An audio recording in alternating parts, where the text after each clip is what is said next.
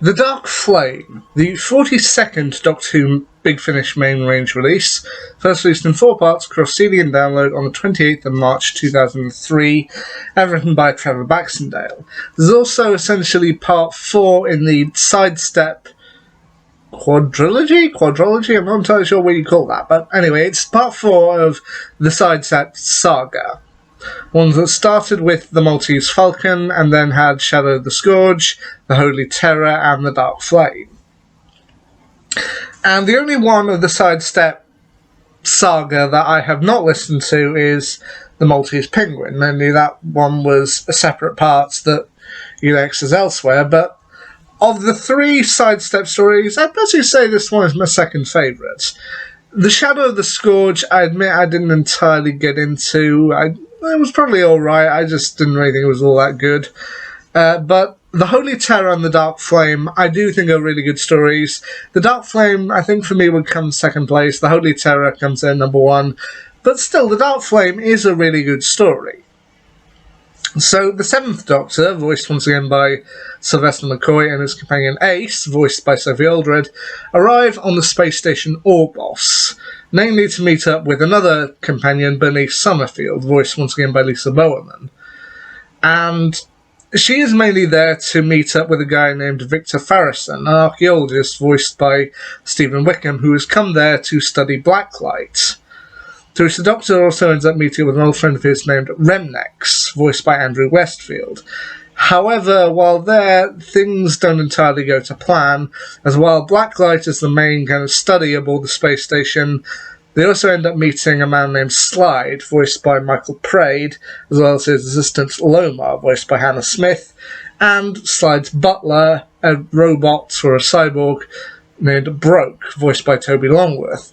And it turns out that Slide is a member of a mysterious cult, the Cult of the Dark Flame. The Dark Flame is... it's difficult to describe, but it's essentially kind of like a sentient flame, and it wants to kind of take over the entire universe. And then when it's done that, it knows there are other universes out there. So it essentially wants to kind of take control of the entire multiverse where it can spread its kind of dark magic and power. To which it ends up murdering Remnex in order to fulfill his body with the consciousness of a man named Vilas Kroll, also voiced by Andrew Westfield. And yeah, as I say, it's difficult to describe, but then in order to do this, it gains the skull of Vilas Kroll, and as I said, it wants to take over. All in all, there's not that much to the story, but at the same time, I do like it compared to Shadow of the Scourge, which I just felt kind of was overcomplicated. This is a lot more simple, but at the same time, it's fun simple. I mean, even just having something like, at one point, I think at the end of part 3, Lomar is also revealed to be a member of the Dark Flame cult. To which, in order to try and slow them down a bit, Ace ends up taking the skull and heading into one of the labs where she hides herself in the darkness and basically tells them that she can set up an explosion that, while it would kill her, it would also destroy the skull, which would mean that they wouldn't be able to go through any of their plans. And when the Doctor ends up being partially taken over by the kind of power of the Dark Flame, as well as it completely taking over Bernice, it gets some good action here.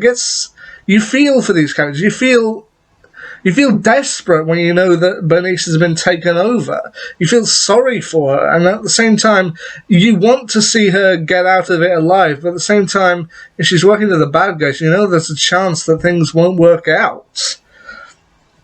So, as I said, while I don't think that the Dark Flame is the most complicated story, at the same time, it provides just enough twists and turns to keep you guessing. So, while I haven't yet listened to the Maltese Falcon, I'd say the Dark Flame for me comes in second place in the Side Step saga, just underneath the Holy Terror, but way better than the Shadow of the Scourge. So, what do you think of the Dark Flame? Let me know down in the comments, and what's your favourite of the Side Step saga? Anyway, until next time, see ya.